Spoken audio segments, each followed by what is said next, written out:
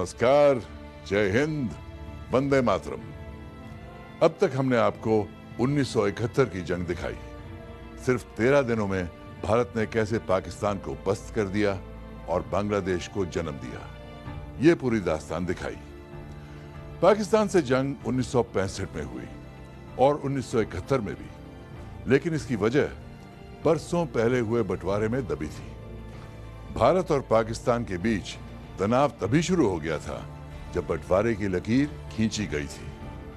1947 में बंटवारे के उस ऐलान में ही आने वाले दिनों की आहट छुपी हुई थी।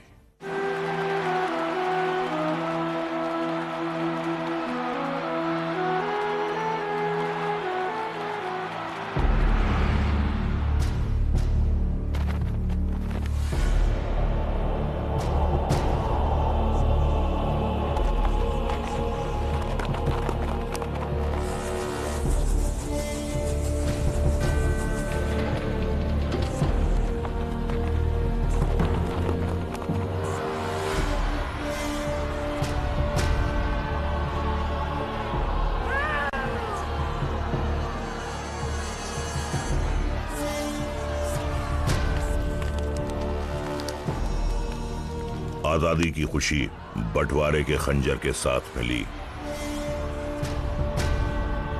और खंजर का जख्म तब नासूर में बदलने लगा जब अपने ही रहे लोग फरेब करने लगे।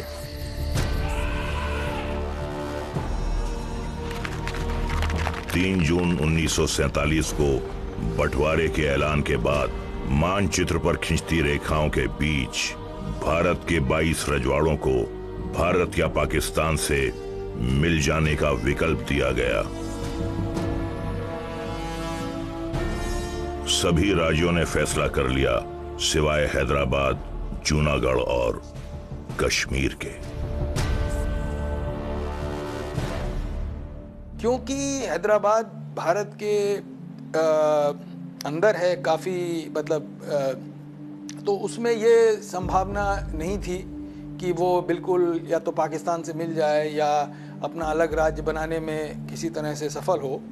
कश्मीर क्योंकि उसकी जो सरहद थी वो पाकिस्तान और हिंदुस्तान दोनों से मिली हुई थी, तो उसके पास ये एक विकल्प था कि वो आज़ाद भी हो और दोनों देश में से किसी एक के साथ मिल भी जाए।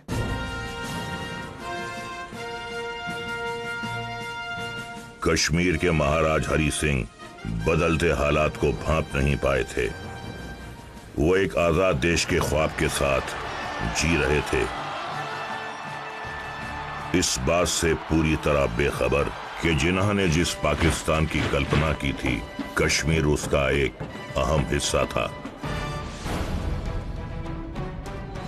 भारत से तो उन्हें कोई खतरा नहीं था, पर पाकिस्तान उन्हें चैन से नहीं जीने देता। उस वक्त भारत के वाइसरॉय लॉर्ड माउंटबेटन जून के आखिर में महाराज से मिलने गए। 4 दिन उनके साथ रहे, पर महाराज फैसला लेने के सवाल को दरकिनार करते रहे। माउंटबेटन को पत्र लिखा था पिताजी ने, आपको याद होगा, उन्होंने लिखा था कि I was considering which of the 2 dominions to join और whether it would be better for my state to stand independent. तो 3 विकल्प उन्होंने उसमें लिखे थे। वो उस वक्त होते हुए ऐसी परिस्थितियां हुई कि एकदम हमला हो गया। अगस्त 1947 को तो बहुत से ऐसे महाराजा और नवाब थे भारत में जिन्होंने भारत से इंस्ट्रूमेंट ऑफ एक्सेशन पे दस्तखत कर दिए, मतलब वो यूनियन में, भारत की यूनियन में शामिल हो गए। लेकिन महाराजा हरि सिंह ने नहीं किया ऐसा। वो इस ख्वाब में थे कि हम आज़ाद हो जाएंगे। I don't want to accede to Pakistan on any account. Well, it's up to you, but I think you should consider it very carefully. But if you don't, then you must join India. In that case, I will see that an infantry division is sent up here to ensure the integrity of your boundaries. No, I don't wish to join India. I wish to be independent. You just can't be independent. You are a land-bound country. You're oversized, underpopulated. You will end up being a battlefield. You have to be careful.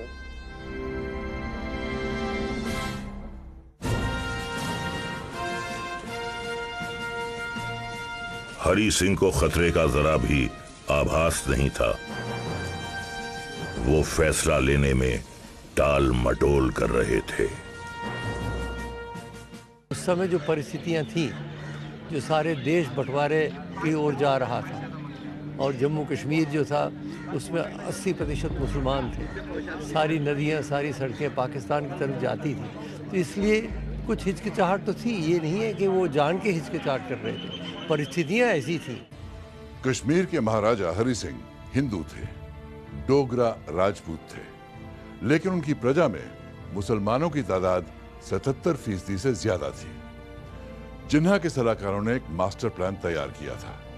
यह plan था इस इलाके में मजहबी तनाव फैलाना, सीमा के इलाकों में घुसपैठ करना और राजा की सेना को अलग अलग मोर्चों पर उलझा देना।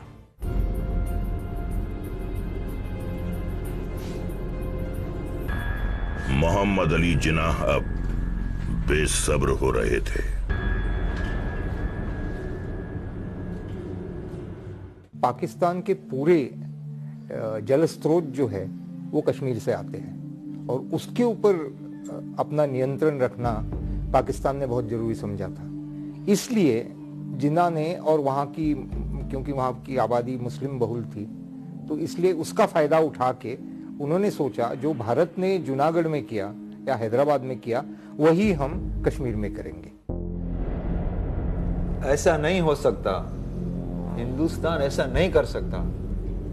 कश्मीर में ज्यादातर मुसलमान है और कश्मीर में मुसलमान की तादाद को देखते हुए कश्मीर सिर्फ पाकिस्तान का ही हिस्सा हो सकता है। जनाब, आप मजा फरमा रहे हैं, पर यह होगा कैसे? हरि सिंह खुद हमारे साथ आना ही नहीं चाहते।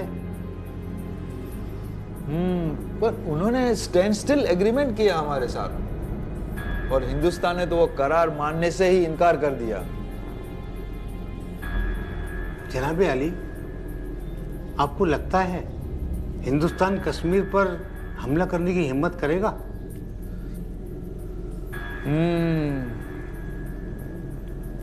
पता नहीं, पर हमें कुछ करना होगा, वो भी बहुत जल्द, वरना बहुत देर हो जाएगी।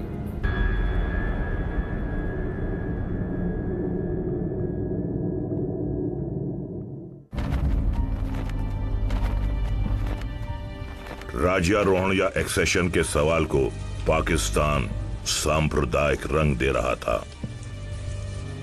इसे हिंदू मुसलमान का सवाल बना रहा था ताकि राज्य में रहने वाले मुसलमान पाकिस्तान के पक्ष में रहें और उनकी तरफ से लड़ें।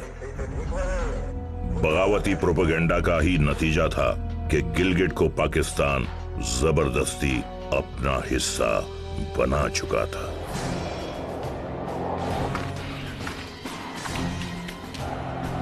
सितंबर की शुरुआत से ही कश्मीर के कई इलाकों में सुनियोजित हमले शुरू हो गए।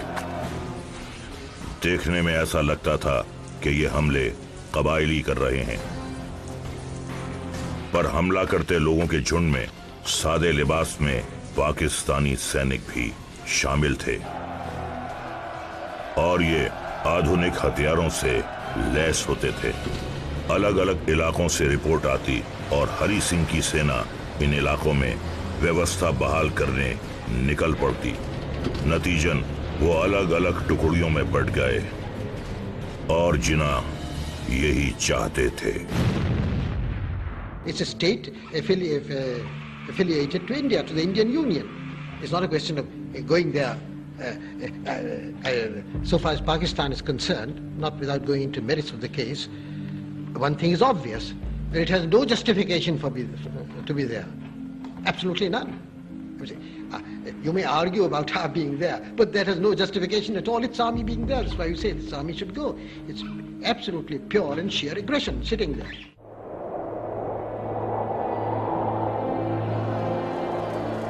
हमलों और सांप्रदायिक तनाव के बीच कश्मीर की स्थिति बेहाल हो रही थी। पाकिस्तान ने शातिर तरीके से कई अहम रोड लिंक काट दिए थे। कश्मीर रोजमर्रा की चीजों के लिए भी तरस रहा था। हिंसा के साथ आर्थिक मार भी कश्मीर को तार तार कर रही थी। कश्मीर में लोकतांत्रिक सरकार के पक्षधर शेख अब्दुल्ला, जो आजादी से पहले तक जेल में बंद थे, अब रिहा हो चुके थे और कश्मीर के हालात को लेकर पंडित नेहरू से मिलने पहुंचे। कश्मीर के हालात बहुत खराब है। मुजफ्फराबाद के कबीलों ने तो कोहराम मचा रखा हुआ है। अगर फौरन कुछ नहीं किया गया तो न जाने क्या होगा। पर क्या कबाली ही हैं? अब तक मिल रही रिपोर्ट के हिसाब से तो इनके पास rifle, machine gun, mortar, radio set भी इनके पास मौजूद है। आप सही बोल रहे हो। सुनने में तो ये भी आया हमें कि पाकिस्तानी फौज इनकी मदद कर रही है और ये खुद भी कुछ कम नहीं है। कश्मीर के हालात रोज खराब होते जा रहे हैं। जगह जगह कत्लेआम हो रहा है, औरतों की इज्जत लूटी जा रही है, कश्मीर जल रहा है। मैं जानता हूँ सब, मुझे भी खबर मिल रही है, पर मेरे हाथ बंधे हुए हैं। फिर भी आप घबराइए नहीं, हम तैयार हैं। बहुत जल्द सब ठीक हो जाएगा।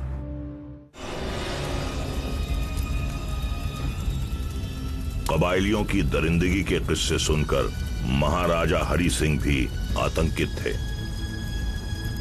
हालात बहुत बिगड़ चुके थे। कबायली बारामूला तक पहुंच चुके थे। बचने का कोई रास्ता न देख 24 अक्टूबर की रात हरि सिंह ने भारत सरकार से मदद की गुहार लगा दी। लेकिन माउंटबेटन ने भारत सरकार को सलाह दी कि जब तक कश्मीर भारत से जुड़ने का समझौता नहीं करता, तब तक उसे मदद देना सही नहीं होगा। आखिरकार 26 अक्टूबर को महाराजा हरि सिंह हिंदुस्तान का हिस्सा बनने को तैयार हो गए। पाकिस्तान ने जो हमला कर दिया, उससे फिर पिताजी को कोई विकल्प नहीं रहा। उन्होंने भारतवर्ष के साथ अपना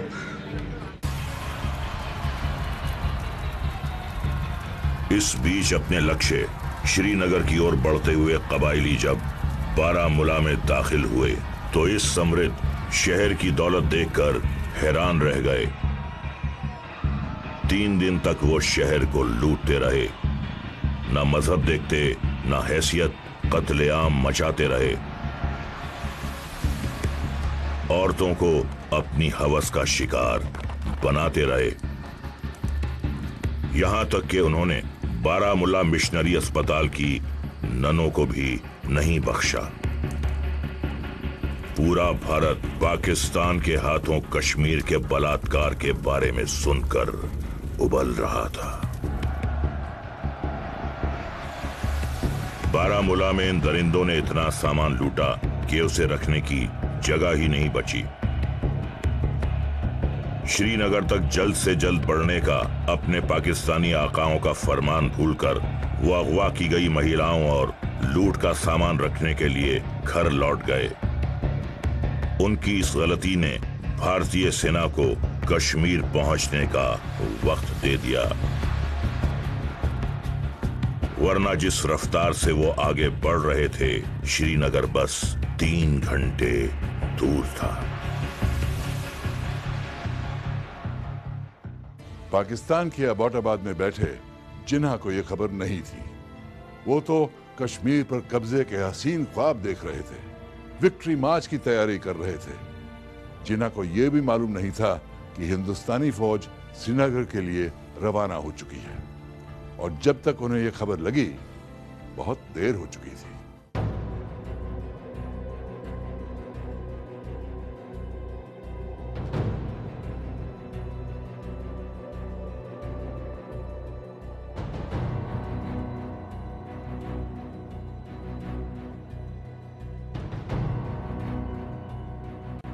सर, बहुत बुरी खबर आई है।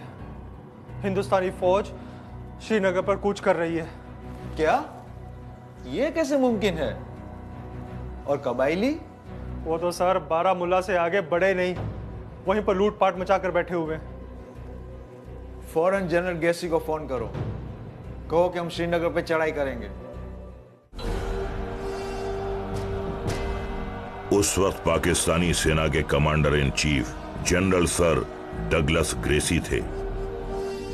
जिन्हा ने सर ग्रेसी को फौरन पाकिस्तानी फौज कश्मीर भेजने का फरमान दिया।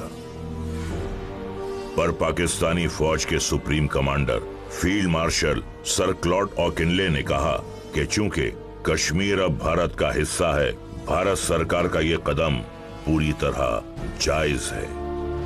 इसके बावजूद अगर पाकिस्तान सेना भेजना चाहता है तो ब्रिटेन का कोई भी अफसर इस युद्ध का हिस्सा नहीं होगा। पाकिस्तानी सेना में उस वक्त ज्यादातर अफसर ब्रिटिश थे, जिन्हा के पास कोई चारा नहीं था।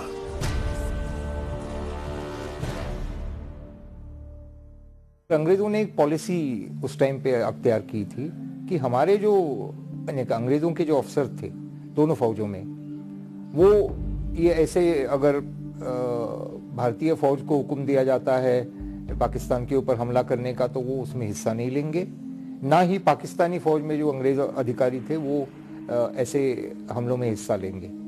इसलिए जो जनरल ऑकिनले थे उन्होंने जनरल ग्रेसी को बता दिया कि ये नहीं हो सकता है। इसलिए उन्होंने वो एक नई तरकीब सोची कि कबायलियों को भेज दिया। महाराजा हरि सिंह ने जब पहली बार दिल्ली से मदद मांगी, उसी वक्त भारतीय फौज का एक दस्ता रेकी के लिए कश्मीर रवाना हो गया। इसीलिए जिस दिन मदद का ऐलान किया गया, भारत पूरी तरह तैयार था। Kashmir has huge expectations from us. I hope we can live up to it. मैं पूरी उम्मीद रखता हूं। हमारे अफसरों ने वहां का जायजा लिया है। काम आसान नहीं होगा, पर हम अपनी पूरी ताकत लगा देंगे। हम खामोश होकर तमाशा तो नहीं देख सकते, हमें फौरन एक्शन लेना होगा। बिल्कुल सही। हमारे जवान जल्द ही हालात पे काबू पा लेंगे। मैं खुद वहां जाऊंगा और देखूंगा। ये फैसला आसान नहीं था। उधर महात्मा गांधी कश्मीर के लोगों की स्थिति के बारे में सुनकर बेचैन थे और अहिंसा के इस पुजारी ने भी नेहरू को यही सलाह दी कि उन्हें कश्मीर के लोगों की जान बचाने के लिए फौज भेजनी चाहिए।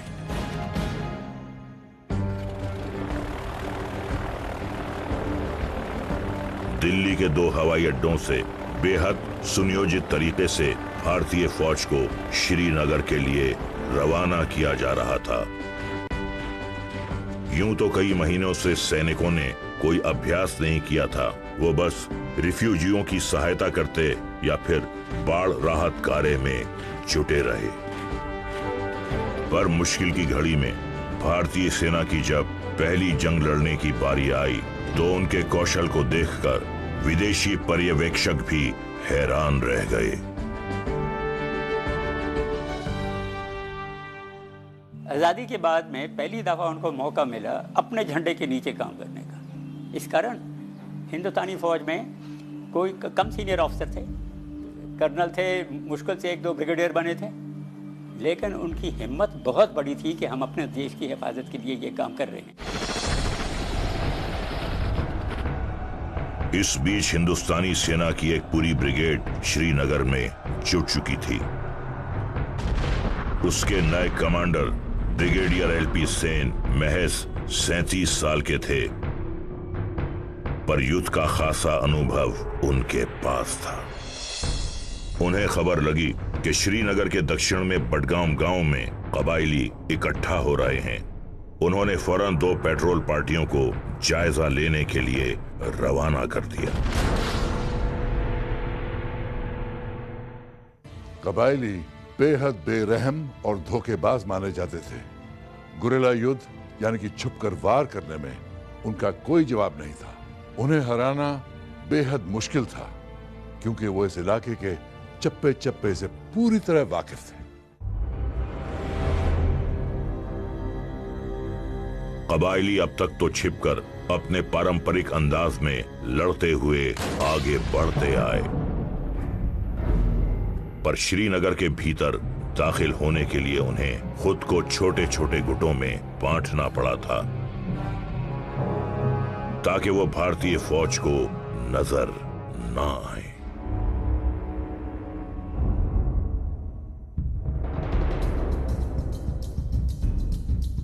बडगाम में ब्रिगेडियर सेन ने 3 कंपनियां भेजी, पर कबायली गांव वालों में घुल मिल गए और फौजियों को धोखा देने में कामयाब रहे। खबर को गलत समझकर ब्रिगेडियर सेन ने उनमें से 2 कंपनियों को वापस बुला लिया और एक को वहीं तैनात रहने का हुक्म दिया। मेजर सोमनाथ शर्मा उस कंपनी की अगुवाई कर रहे थे। 24 साल के मेजर शर्मा का दाहिना हाथ फ्रैक्चर था और बहुत जिद के बाद उन्हें युद्ध में आने की इजाजत मिली थी।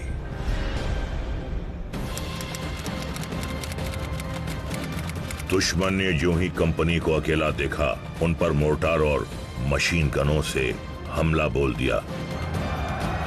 सैनिकों ने पहले हमले का तो मुंह तोड़ जवाब दिया, पर दुश्मन की संख्या 700 से ज्यादा थी और हिंदुस्तानी सैनिक महज 100 के करीब। मेजर शर्मा ने मदद का संदेश भेजा, पर हमला बेहद अचानक और तेज हुआ था। दुश्मन बस हमसे 50 कदम की दूरी पर है। आई रिपीट, बस 50 कदम की दूरी। वो हमसे कहीं ज्यादा है। ताबड़तोड़ फायरिंग कर रहे हैं, लेकिन हम 1 इंच भी पीछे नहीं हटेंगे। आखिरी सैनिक और आखिरी गोली तक लड़ेंगे। ओवर। घबराइए नहीं, एयरफोर्स के विमान रवाना किए जा रहे हैं। 1 बटालियन भी रास्ते में है। Over and out. Major Sharma जानते थे कि दुश्मन और श्रीनगर के बीच बस उनकी टुकड़ी ही थी। किसी भी कीमत पर उन्हें वहीं रोकना होगा। अपने टूटे हुए हाथ की वजह से मेजर शर्मा बंदूक तो नहीं चला सकते थे, पर सैनिकों की मशीन गन में मैगजीन लोड करते रहे। चारों ओर से आ रही गोलियों से बेपरवाह वो हर सैनिक के पास जा जाकर लड़ते रहने के लिए उत्साह बढ़ा रहे थे। एक ऐसी ही कोशिश के दौरान दुश्मन की ओर से फेंका गया एक मोर्टार उनके नजदीक पड़े गोलियों के ढेर पर जा गिरा। मेजर सोमनाथ शहीद हो गए, पर उनकी बहादुरी उनके सैनिकों को लड़ते रहने के लिए प्रेरित कर गई। इस लड़ाई में दुश्मन के 7 के मुकाबले हिंदुस्तान का बस 1 सैनिक था। फिर भी 6 घंटे तक उन्हें उलझाए रखा। He informed the headquarters in the airfield that Somnath Sharma ने हेडक्वार्टर में खबर भेजी कि यहाँ पर हालात बिगड़ रहे हैं। वहाँ से उन्हें ये आदेश मिला कि तुरंत वापस लौट आओ, दुश्मन बहुत ज्यादा है और उनसे मुकाबला कर पाना तुम्हारे लिए अभी मुनासिब नहीं होगा। लेकिन सोमनाथ शर्मा ने कहा कि अगर मैं लौट आया तो उन्हें रोक पाना बहुत मुश्किल होगा। मैं अपनी आखिरी सांस तक लड़ता रहूंगा।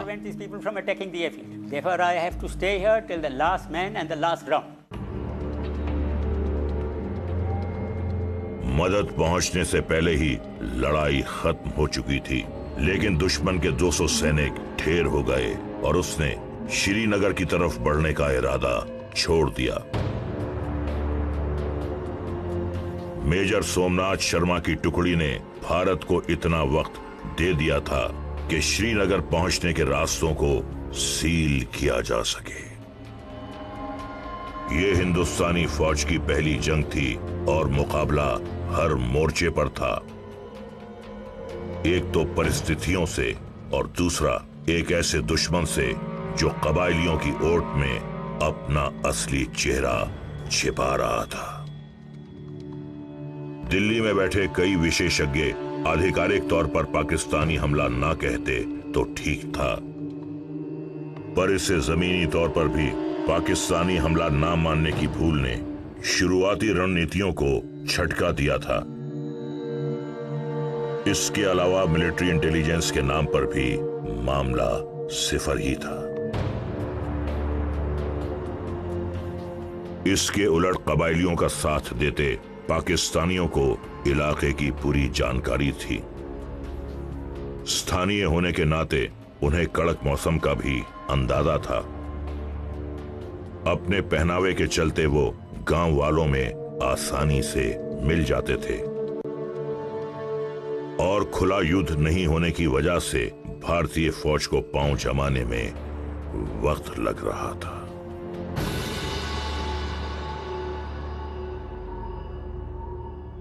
हिंदुस्तान की ताकत यह थी कि उसकी फौज के पास बेहतरीन कमांडर्स थे।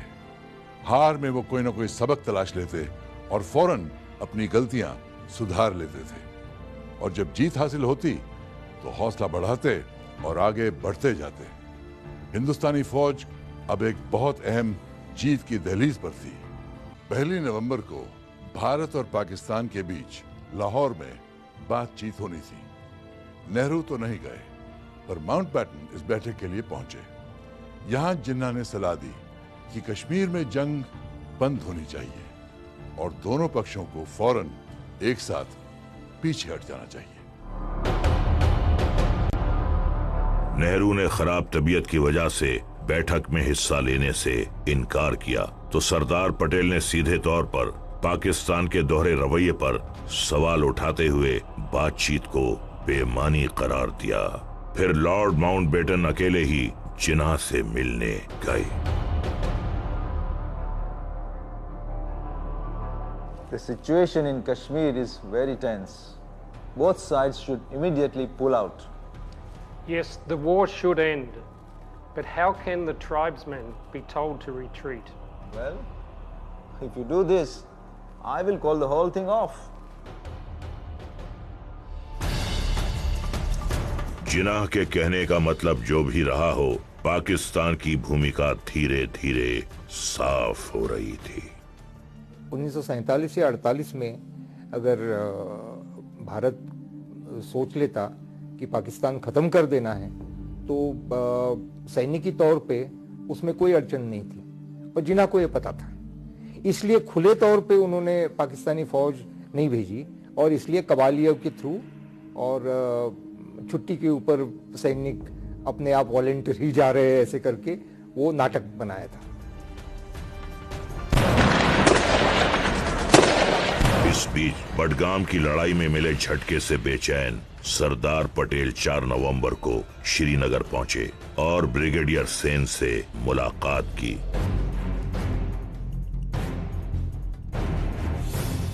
अब तक कश्मीर की सुरक्षा के लिए अतिरिक्त बलों को भेजने पर भारत पसोपेश में था। ताजा बंटवारे से हिंदुस्तान के कई शहर जल रहे थे और वहां भी सेना की तैनाती जरूरी थी, पर सरदार पटेल कश्मीर की अहमियत को समझ रहे थे।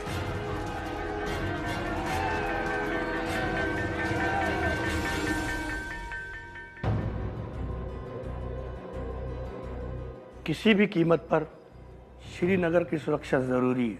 सर, हम जान की बाजी लगा देंगे, पर दुश्मन अलग अलग हिस्सों से घुसपैठ कर रहा है। हमें एक साथ सभी मोर्चों पर लड़ना होगा, पर हमारे पास इतने सैनिक नहीं है। हमें जल्द से जल्द और सैनिकों की जरूरत पड़ेगी। आप हालात पे नजर रखिए और अपनी तैयारी पूरी रखिए। आपको 7 नवंबर को फौज की अतिरिक्त टुकड़ी मिल जाएगी। Right sir.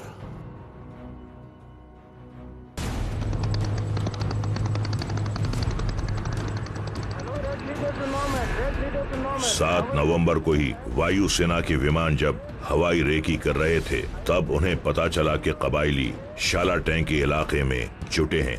ब्रिगेडियर सेन को अतिरिक्त बलों के आने का इंतजार था। अब उन्हें फैसला करना था, या तो मदद का इंतजार करें या हमला बोल दें, क्योंकि दुश्मन को पांव गड़ाने का जितना वक्त दिया जाता वो उतना ही मजबूत होता।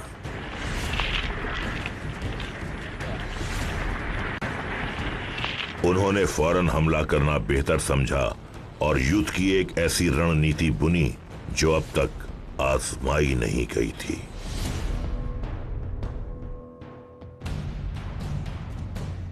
दुश्मन इस तरफ से आगे बढ़ रहा है। आपकी टुकड़ी दाईं तरफ से और आप बाईं तरफ से आगे बढ़ेंगे। कोई शक, कोई सवाल? No sir. वैसे भी इन लोगों को खुले में लड़ने की आदत नहीं है, छिपकर वार कर रहे हैं ये लोग। सर पता चला है कि जहां पर वो इस वक्त है वहां पर ताजा ताजा हल चलाया गया है। गुड। एयरफोर्स ऊपर से हमला करेगा, सो इट्स फाइनल नाउ। आप लोग अपनी पोजीशन को समझ चुके हैं। Just go and teach them. Yes sir.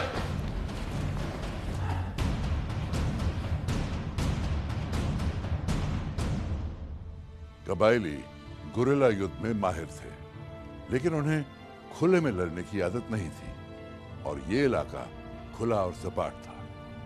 Brigadier Sen ने उन्हें दो तरफ से तो घेरा ही, पीछे से भी घेर लिया और बची कुची कसर एयरफोर्स के विमान आसमान से मौत बरसाकर पूरी कर रहे थे।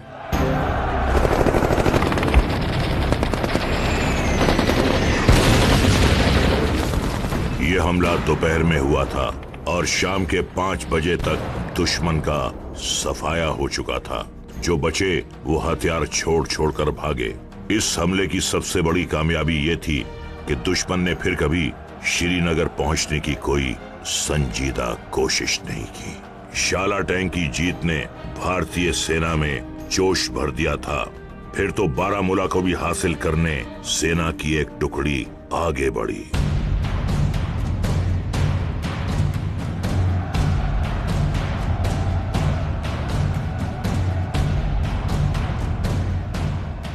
नवंबर की सुबह जब सैनिक वहां पहुंचे तो शहर में सन्नाटा पसरा था। लूट और दरिंदगी के अनेकों निशान बिखरे पड़े थे। ना तो वहां दुश्मन का कोई निशान था और ना ही स्थानीय लोगों का। हर तरफ बस मौत की गंध और मौत का ही सन्नाटा था।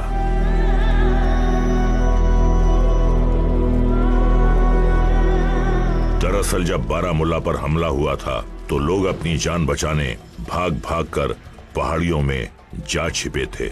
सैनिकों को आया देख धीरे धीरे लोग आसपास की पहाड़ियों से निकल निकल कर आने लगे। उन्हें लगा उनके महाराजा की सेना है और वो जय जयकार करने लगे। उन्हें ये समझने में कुछ वक्त लगा कि ये भारतीय सेना के जवान हैं और जैसे ही वो समझे उनकी राहत का ठिकाना नहीं था।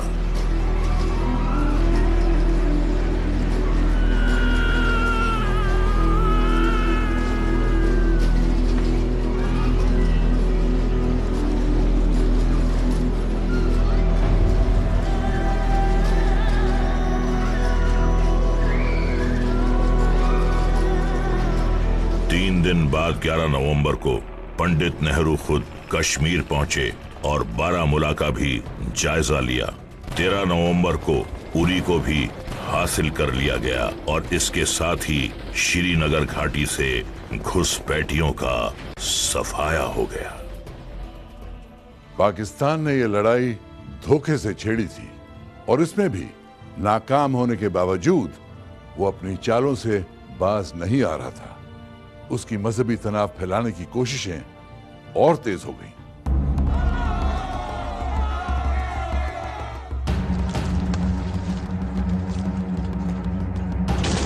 पाकिस्तानी सरहद से लगे इलाकों में एक बागी संगठन खड़ा करवा दिया गया। वो खुद को आजाद कश्मीर की सरकार पुकारते थे और एक आजाद कश्मीर सेना भी खड़ी कर ली। यूं तो इसकी अगुवाई भी पाकिस्तानी अफसर ही करते थे और इसे हथियार भी पाकिस्तान ही देता था, पर यह मुखौटा उन्हें युद्ध छेड़ने के इल्जाम से बचा रहा था।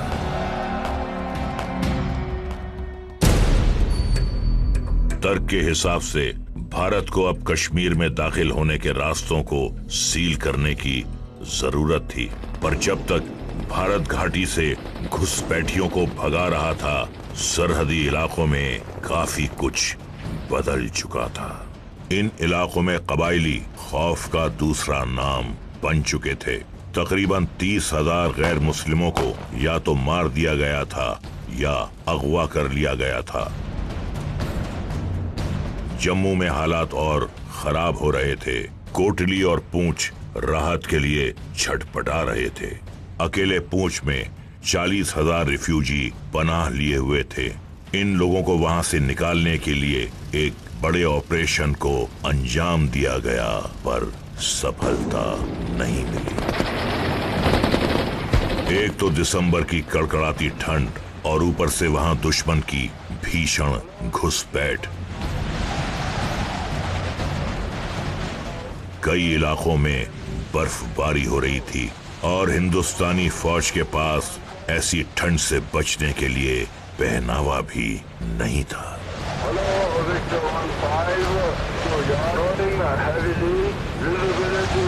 उस दौरान हिंदुस्तानी फौज की कमान general sir Francis Robert Roy Bucher के हाथों में थी और lieutenant general sir Dudley Russell भारतीय सेना के मुख्य सलाहकार थे।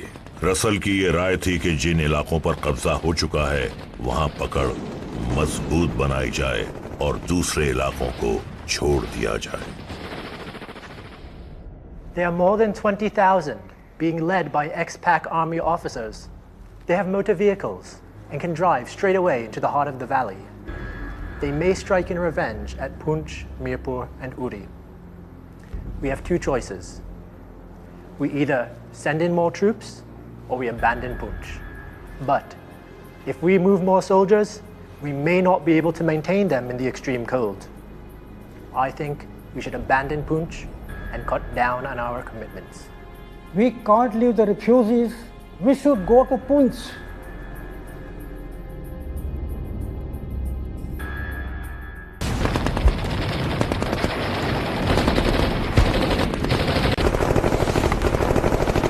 नवंबर भर भारत को इक्का दुक्का कामयाबी तो मिली, लेकिन खुले सिरों को जल्द से जल्द जोड़ने की जरूरत थी।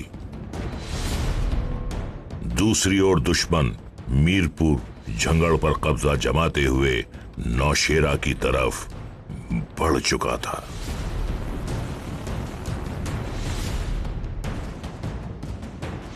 युद्ध के नियमों के मुताबिक किसी भी ब्रिटिश अफसर को अब जम्मू कश्मीर जाने की इजाजत नहीं थी।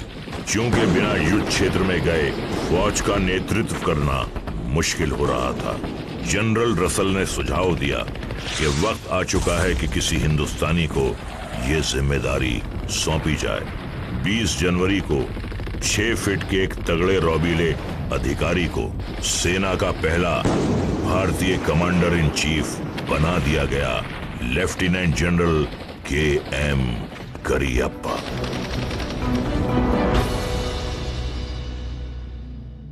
रसल चले आए वापस और वहां आके फिर रिजाइन कर दिया उन्होंने। कहा कि ऐसे हालत में हमें आर्मी कमांडर होना ठीक नहीं है, सेनापति रहना, क्योंकि हम तो ऑर्डर्स का उल्लंघन करके वहां हो आए हैं, मोरल रिस्टोर किया है। आपको एक इंडियन आर्मी कमांडर होना चाहिए। तो 20 जनवरी 1948 को करियप्पा बने आर्मी कमांडर। अभी तक आर्मी चीफ नहीं बने थे, 1 साल बाद बने वो आर्मी चीफ। जनरल करियप्पा ने चार्ज लिया और तुरंत जम्मू और कश्मीर के लिए निकल पड़े। उन्होंने फॉरवर्ड इलाकों का दौरा किया। उनकी पैनी नजर सबसे पहले नौशेरा पर पड़ी। फिर क्या था, वो फौरन समझ गए आगे का रास्ता।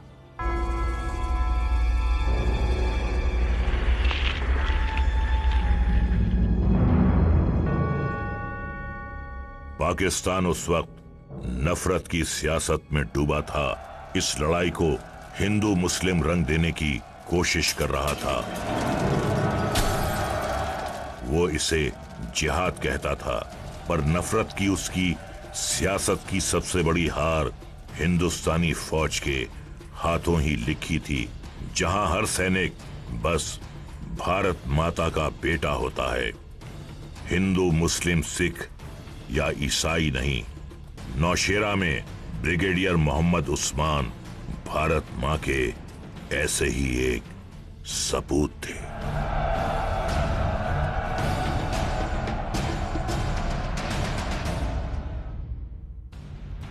नौशेरा के नॉर्थ ईस्ट में कोर्ट है, नौशेरा तवी घाटी को ओवरलुक करते हुए। जी, करीब 8 किलोमीटर का फासला होगा। यदि हम कोर्ट को कब्जा कर ले तो नौशेरा से आगे बढ़ने के लिए हमारा रास्ता खुल जाएगा। Yes sir. लेकिन ध्यान रहे, इतनी तेजी से ये काम होना चाहिए कि दुश्मन पर अचानक हमला हो और उसे संभलने का भी मौका ना मिले। Yes sir. एक पहाड़ी है कोत, उस पर करियापा की नजर पड़ा। करियापा ने कहा कि वो तुम्हारे हाथ में है। उस्मान ने कहा नहीं, लेकिन उससे तुम्हें बड़ी कमजोरी हो जाएगी, क्योंकि अगर दुश्मन कोत को पकड़ लेता है तो वहां से तुम्हारा डिफेंस जो यहाँ लगा हुआ है वो देख पाएगा, और वहां से अपना ओपी ऑब्जर्वेशन पोस्ट आर्टिलरी का लगाकर यहाँ बमबारी कर सकता है।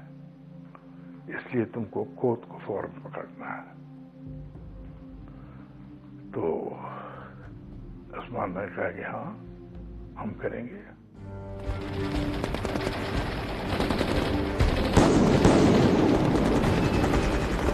ब्रिगेडियर उस्मान प्लान के मुताबिक बढ़े और बेहद आसानी से कोट पर भारत का कब्जा हो गया। वहां तैनात पाकिस्तानियों को हमले की जरा भी भनक नहीं थी।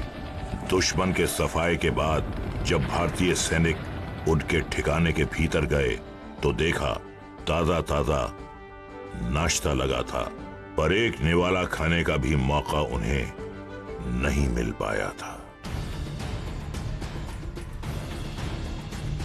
इस बीच युद्ध से जूझ रहे देश को आंतरिक चोट लगी। राष्ट्रपिता महात्मा गांधी की हत्या कर दी गई।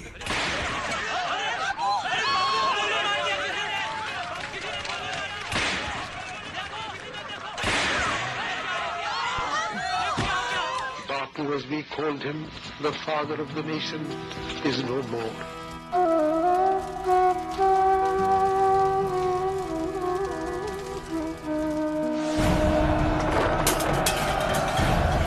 हिंदुस्तान के कई शहरों में हिंसक झड़पें हो रही थीं। इस पर तो खैर नियंत्रण हो गया, पर देश ने अपना मार्गदर्शक खो दिया था।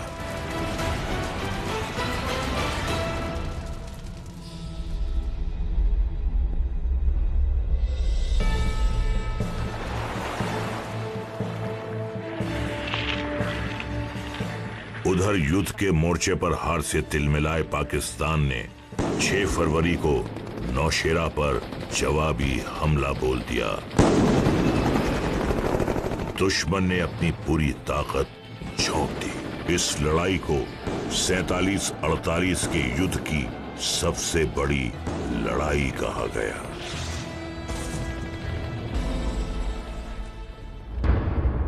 नौशेरे पर तो चारों तरफ से हमला हुआ है। कह रहे हैं कि 15,000 दुश्मनों ने हमला बोला है। क्या? कंधार पर तो सबसे बड़ा हमला हुआ है। एक राजपूत तैनात है वहां। पर कंधार तो सबसे ऊंची जगह है। हजारों हजार ऊपर चढ़े जा रहे हैं, गोलियां चल रही हैं।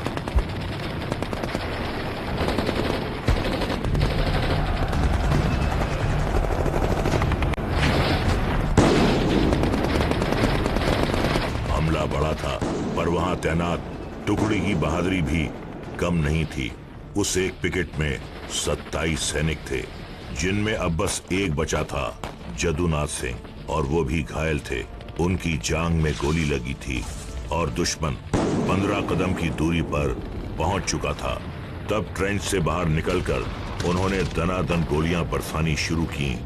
दुश्मन चौंक के पीछे हट गया। तब तक एक और बटालियन वहां पहुंच गई और दुश्मन को खदेड़ दिया। जब बाद में नायक जदुनाथ सिंह का शव मिला तो उन्हें गोलियों के 8 जख्म थे, और वो भी सारे सीने पर। उसी दिन दोपहर के 3 बजे तक दुश्मन के हमले को कुंद कर दिया गया था। कोट में लड़ाई देर रात तक चली, पर वहां से भी दुश्मन का सफाया कर दिया गया। हजारों मार गिराए गए थे। भारत ने 33 सिपाही खो दिए और 102 घायल हुए थे।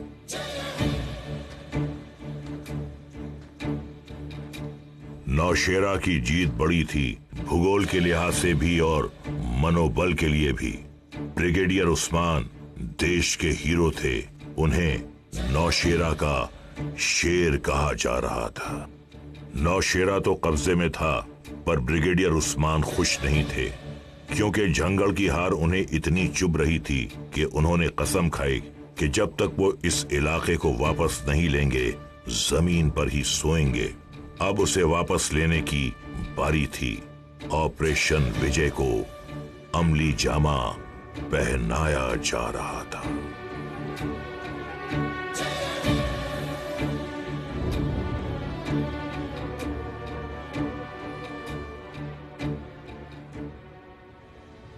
फिर क्या हुआ? अपनी पहली जंग लड़ रही हिंदुस्तानी फौज ने ऑपरेशन विजय में कैसे किया पाकिस्तानियों को पस्त? क्या नौशेरा के शेर ने अपनी कसम पूरी की? इंडिया के पहले commander in chief general Cariappa की ताजा सोच से कैसे बदलने लगे कश्मीर के हालात? ये सब दिखाएंगे अगले एपिसोड में। तब तक के लिए इजाजत। जय हिंद, वंदे मातरम।